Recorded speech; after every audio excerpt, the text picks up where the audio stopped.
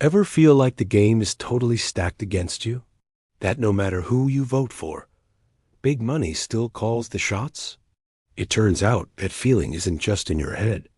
It's partly the result of a deliberate, long-term strategy laid out in a confidential memo half a century ago.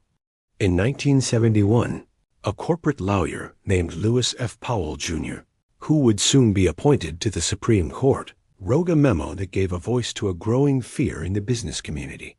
It served as a call to action for corporations to become a much more powerful and unified force in American politics. This isn't a conspiracy. It's how ideas sparked a movement that changed everything. This is the story of the Powell Memo. To understand the memo, you have to understand the world it came from. The late 1960s and early 1970s were a time of massive social and political change. The civil rights movement was remaking the nation. Protests against the Vietnam War filled the streets. And a new wave of activism was rising, one that worried the corporate world. This was the era of Ralph Nader, whose book Unsafe at Any Speed exposed the auto industry's negligence.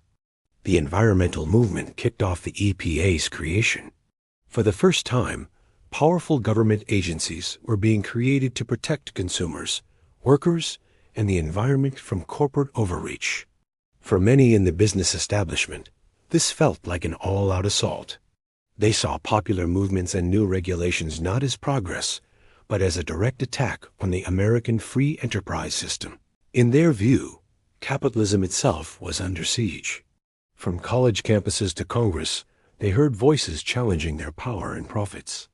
They felt they were losing control of the public conversation, and more importantly, their influence in Washington. Lewis F. Powell, Jr., then a lawyer and on the board of the tobacco giant Philip Morris, decided it was time for business to fight back. Believing that corporate America had been too passive, he drafted a confidential memo for the U.S. Chamber of Commerce. This document would become known as the Powell Memo. It wasn't just a list of complaints. It was a battle plan. The Powell Memo was a detailed and strategic document.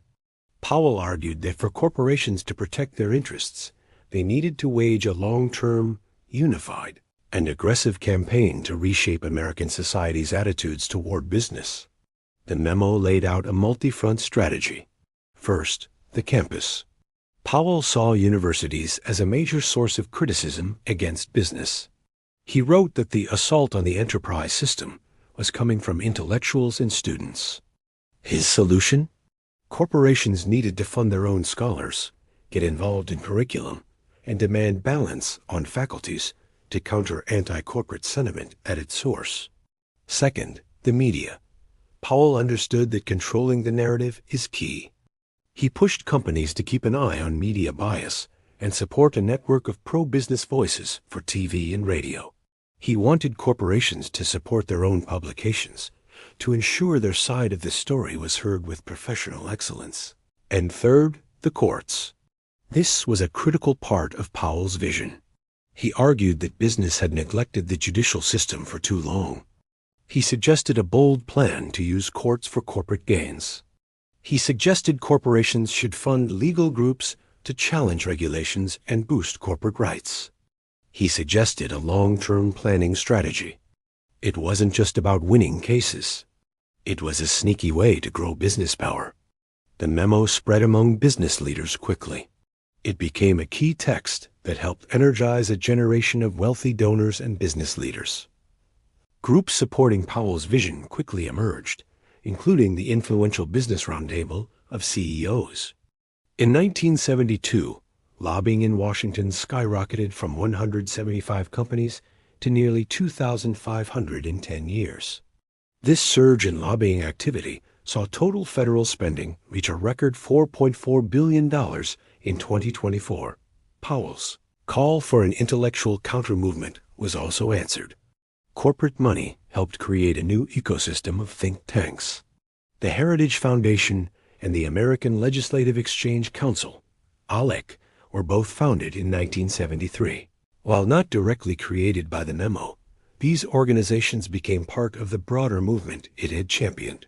Their mission was to produce a steady stream of reports, studies. Experts are pushing pro-business, anti-regulation ideas into media and government for future battles. Just 2 months after his memo, Nixon nominated Lewis Powell to the Supreme Court. The memo was not public at the time of his nomination, which was confirmed with broad bipartisan support. The mastermind behind boosting business power in courts is now a major player. With Powell on the Supreme Court, the legal part of the strategy began to unfold. For decades, conservative groups funded efforts to find and promote pro-business judges. Federalist Society helped conservatives reach the Supreme Court. This long game culminated in a series of court decisions that reshaped campaign finance law.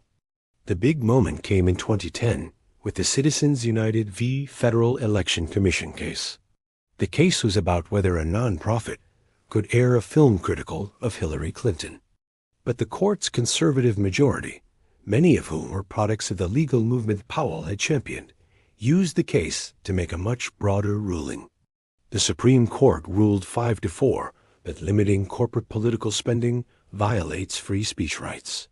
As a result, the government could no longer cap how much money corporations and unions spend on things like political ads, as long as that spending isn't directly coordinated with a candidate's campaign.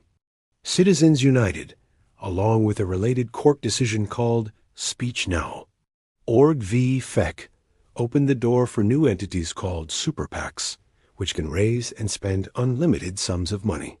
The court argued this wouldn't lead to corruption because the spending was independent. In practice, it gave corporations and wealthy donors a massive megaphone to influence elections and public debate, often drowning out the voices of ordinary citizens. So what are the consequences? Why does this memo from over 50 years ago still matter? It matters because its ideas helped shape the world we live in today. The outcome is a phenomenon that political scientists call regulatory capture. This is when government agencies meant to regulate industries for the public good are instead heavily influenced by the very industries they were supposed to police. We see it in the revolving door, where regulators take high-paying jobs at the companies they once oversaw, and vice versa. Critics point to examples across the government. The Federal Aviation Administration, FAA, delegated key safety certifications for the 737 MAX to Boeing, which, along with internal pressures at the company and FAA oversight failures, contributed to tragic crashes. Before the 2008 financial crisis, the Securities and Exchange Commission, SEC, was criticized for being too close to Wall Street, insiders and failing to rein in reckless behavior. The pharmaceutical industry has used its immense lobbying power to fight efforts to lower drug prices, while the tech and energy sectors spend billions each year to oppose regulations on everything from data privacy to climate change. From this perspective, it's a system where corporate profits are often prioritized over public safety, health, and financial security. When powerful industries can heavily influence the rules, they can rig the game in their favor, stifling competition, holding down wages, and driving up the cost of everything from housing to healthcare.